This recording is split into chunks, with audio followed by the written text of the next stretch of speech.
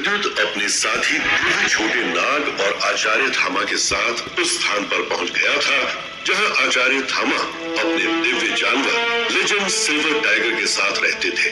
आचार्य थामा ने विद्युत को थंडर पंच की तकनीक सिखाई और उसे इस तकनीक का लगातार अभ्यास करने के लिए कहा। विद्युत को सब समझाने के बाद आचार्य थामा गुफा में चले गए और ध्यान लगाने लगे। वहीं दूसरी तरफ गुफा के बाहर विद्युत आचार्य की सिखाई तकनीक का अभ्यास करने लगा। शुरुआत में विद्युत को थोड़ी कठिनाई हुई, लेकिन कुछ ही देर बाद उसे मजा आने लगा। विद्युत के साथ ही दिव्य छोटा नाग भी उछल कूद करते हुए अभ्यास करने लगा।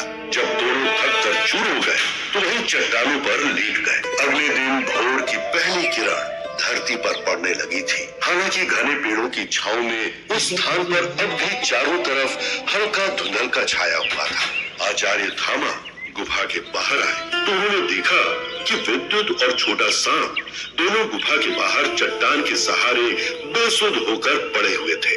आचार्य थामा ने उन्हें देखा तो वो मुस्कुराने लगे। आचार्य थामा जानते थे कि विद्युत ने सारी रात बिजली के झटकों को अपने शरीर पर सहा था, जिनकी वजह से उसके कपड़े जले हुए थे और कपड़े के कुछ हिस्से फट गए थे। यहाँ तक कि उन दोनों के शरीर पर जख्मों के गहरे निशान भी थे। आचार्य थामा की आंखों में विद्युत के लिए करुणा और प्रेम के भाव उमड़ पड़े, लेकिन अगले ही पल उन्होंने अपनी इन भावनाओं को झटक दिया। विद्युत!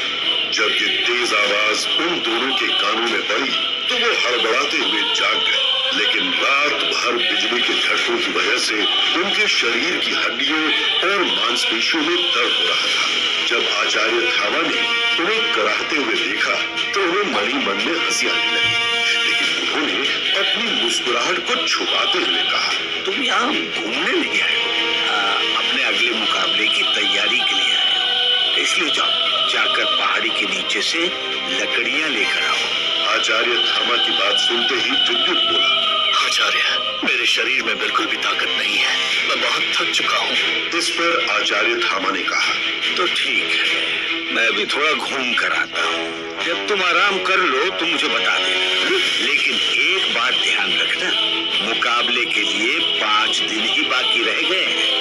मैं तुम्हें एक बात और बता दूं, तेजस और अधीरा पिछले 2 दिनों से लगातार अभ्यास कर रहे हैं और बहुत जल्द वो शक्ति चक्र के अगले पड़ाव को पार कर लेंगे। उसके बाद वे उनका अगला चक्र स्वाधिष्ठान चक्र भी जागृत कर लेंगे। मत भूलो, वो पहले से ही तुमसे शक्तियों के मामले में आगे हैं।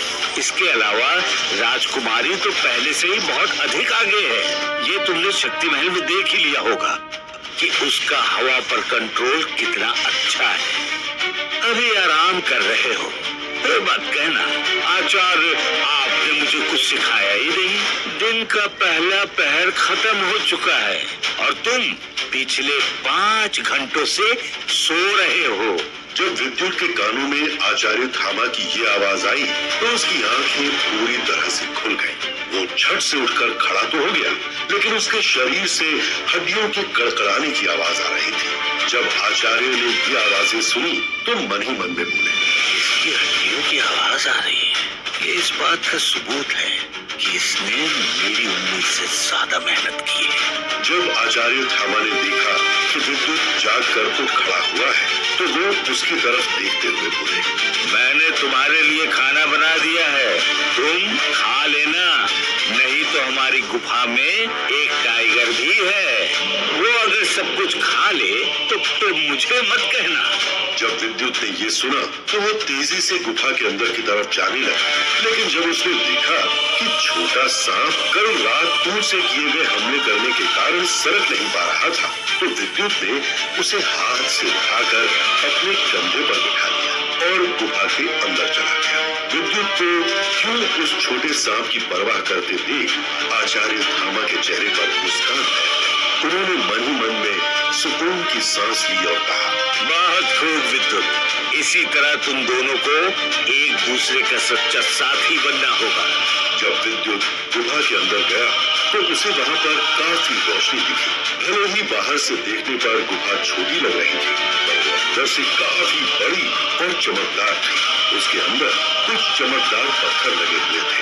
ये उन्हीं पत्थरों की रोशनी थी जिससे गुफा के अंदर काफी उजाला था। विद्युत ने देखा कि एक मिट्टी के कटोरे में मांस को भून कर रखा गया था। भुने मांस को देखते ही विद्युत के पेट में चूहे दौड़ने लगे, इसलिए उसने एक मांस का टुकड़ा उठा लिया और वो उसे खाना शुरू करने ही वाला था कि उसका ध्यान उस छोटे सांप पर गया। इसलिए उसने एक छोटा मांस का टुकड़ा उस छोटे सांप के आगे रखा। जब उस सांप ने मांस के टुकड़े को देखा तो उसने जीभ निकाली और मांस के टुकड़े पर अपना मुंह मारा। लेकिन जैसे ही उसने मुंह मारा तो एक पल में अपना मुंह हटा दिया और विद्युत की ओर देखने लगा। जब विद्युत ने उसे अपनी ओर देखते हुए देखा तो वो परेशान हो गया और आचार्य थामा की ओर देखने लगा। आचार्य थामा ये नजारा देख रहे थे। उन्होंने मुस्कुराते हुए कहा, तुम कुछ भूल रहे हो विद्युत, ये अभी कुछ दिन पहले ही पैदा हुआ है। ये भी मांस नहीं खा सकता, ये खून पिएगा, इसे खून दो।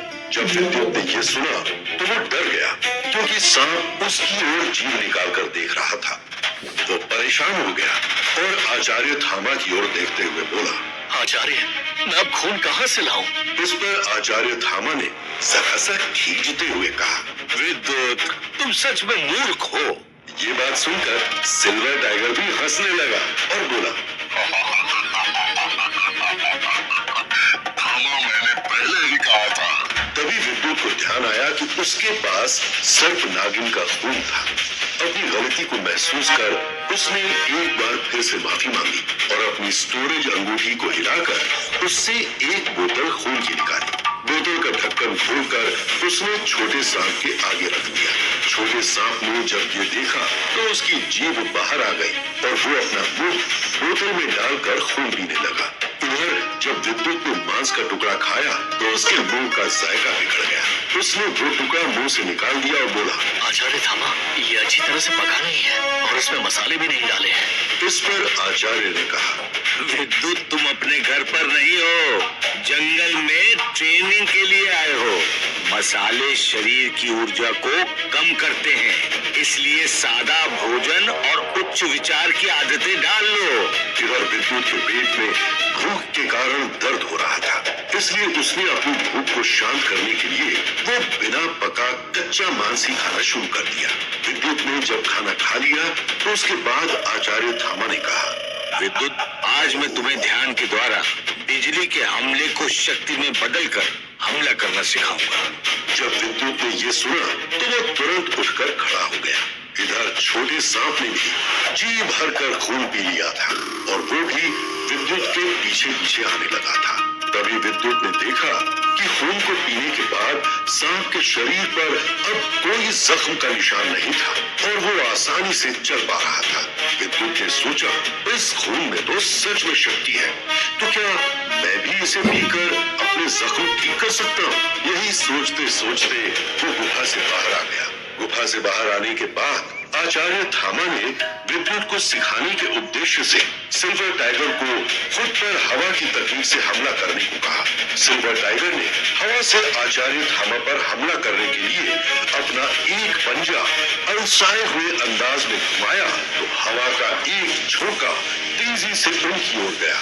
आचार्य थामा ने उस हमले को अपने हाथ में लेते हुए अपने हाथ को घुमाकर गुफा की दीवार पर हमला किया।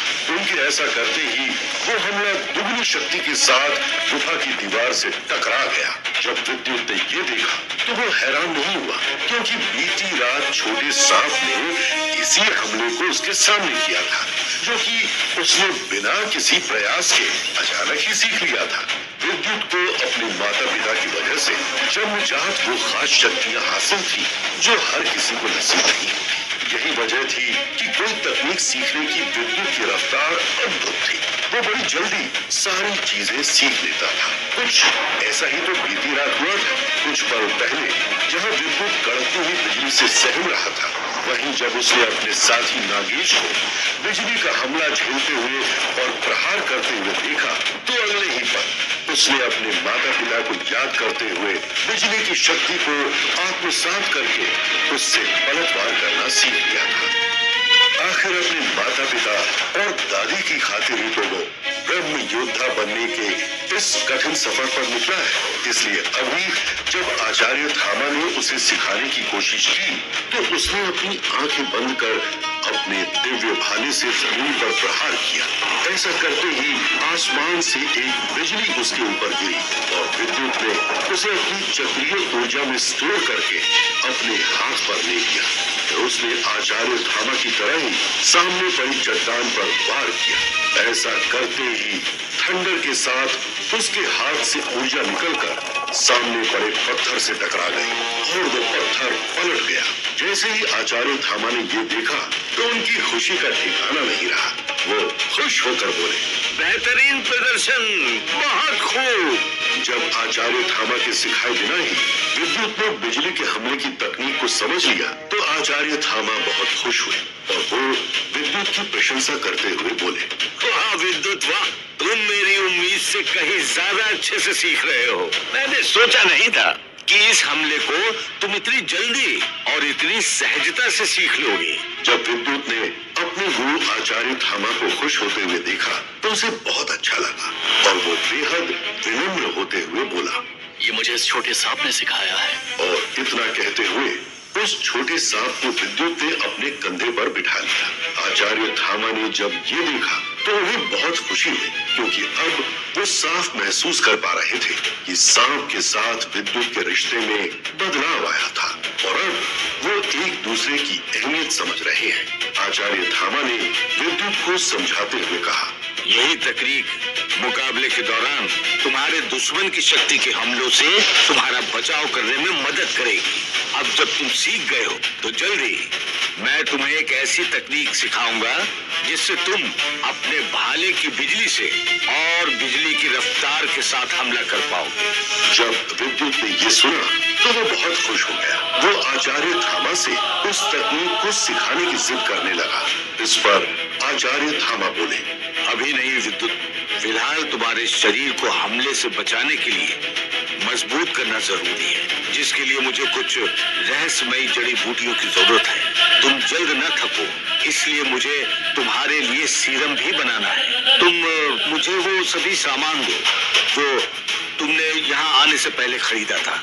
मैं ये काम अभी निपटाऊंगा। आज तुम पहले स्तर के अग्नि जानवर का शिकार करोगे और हाँ, ये काम तुम दोनों मिलकर करोगे।